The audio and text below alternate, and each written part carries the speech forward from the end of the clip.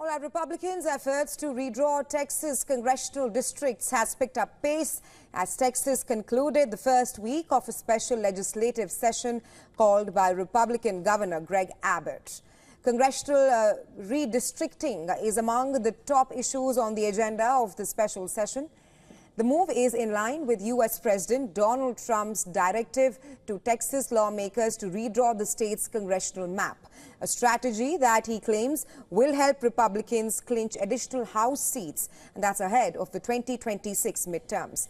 Republicans currently control 25 of Texas' 38 congressional districts, while Democrats hold 12 of 38 districts. Adding more Republican voters in these districts can rather make them politically competitive. But the move could also unintentionally weaken the GOP strongholds in the state. The redistricting procedure typically occurs at the start of each new decade when new census data is available. Texas' current maps were drawn in 2021 following the 2020 census, though they're still being fought over in court. The Republican effort in Texas has prompted some Democrats to fight back by threatening their own mid-decade redistricting schemes. Democrat bastion California is also reportedly mulling to rather carry out a redistricting exercise. State's Governor Gavin Newsom had earlier said that Republicans are playing by a totally different set of rules right now, suggesting that he might need to rethink his own fair play approach. Unprecedented by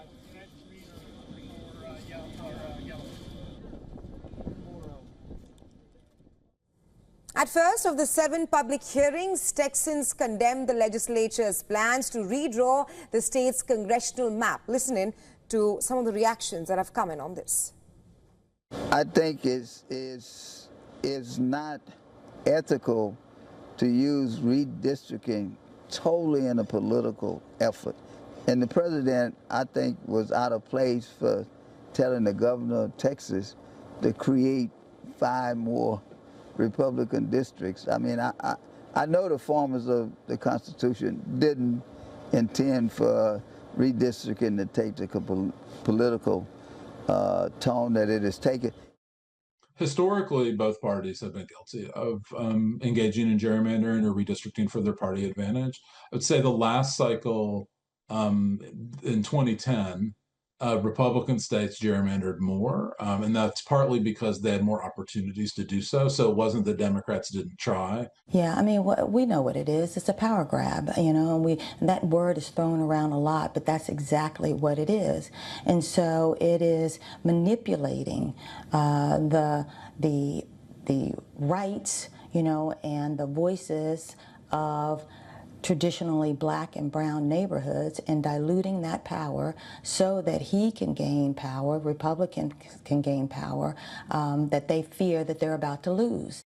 Moving the lines in these congressional districts in the middle of the decade, time that's not traditionally the time that we do that, is really moving the goalposts in the middle of the game. It's changing the rules in the middle of the football game, and it's really discouraging to see that Republicans are just out to gain more seats any way that they can.